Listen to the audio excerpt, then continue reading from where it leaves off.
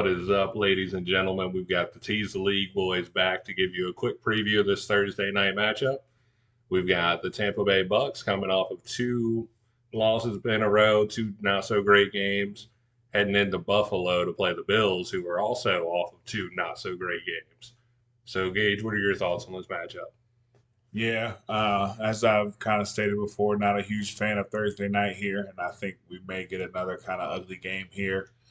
Two teams that haven't looked great these last couple of weeks. The Bills always such a strong team, but uh, really struggling a little bit. Josh Allen not playing his best. I think they're kind of banged up. Defense is banged up. Just not playing their best football right now. And then the Buccaneers 3-3, which is better than most people expected. But the wins against Minnesota, Chicago, and then I think New The Orleans. Saints, yeah. Not extremely impressive wins. The better teams they played, the Lions. Um, they've lost some of to the better teams they played. I think Atlanta beat them. So not extremely impressive these last couple of weeks either. Don't really have a real play in this game. Line's gotten pushed out to 10, so don't know if I like that. Either way, could see the Bills blowing them out. Could also see an ugly close Thursday night game. So not really sure where I'd lean on the line there. Maybe looking to some player props. What are you thinking? Yeah, the line being at 10 when we've seen two straight weeks, the Bills and the other team had the ball on the 1 yard line with a chance to win. The Giants didn't do it against the Bills, the Pats did. So a little bit scary there. If it was closer to that like seven number, definitely think they would cover that because I feel pretty confident the Bills win this one at home.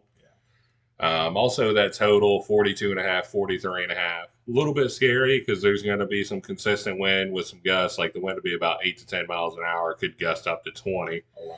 Oh, So you could miss a field goal that you need or miss an extra point. wow. Tyler Bass been missing. Hasn't been great these last few weeks anyway. He missed a 52-yarder, which never a easy kick anyway. But he missed that a couple weeks ago against I think the Giants, and then last week I think he may have missed a couple as well, or maybe one. So he hasn't been on his A game either. So definitely could be a huge factor. But And to go into kind of talking about like the player props or maybe like specific angles you were talking about, for me, kind of two things in this game. One, I want to see what the offense looks like for the Bills with no Dawson Knox. They run a lot of two tight end sets. So, do they run a one tight end set with Kincaid? Do they still run two and get another guy out there?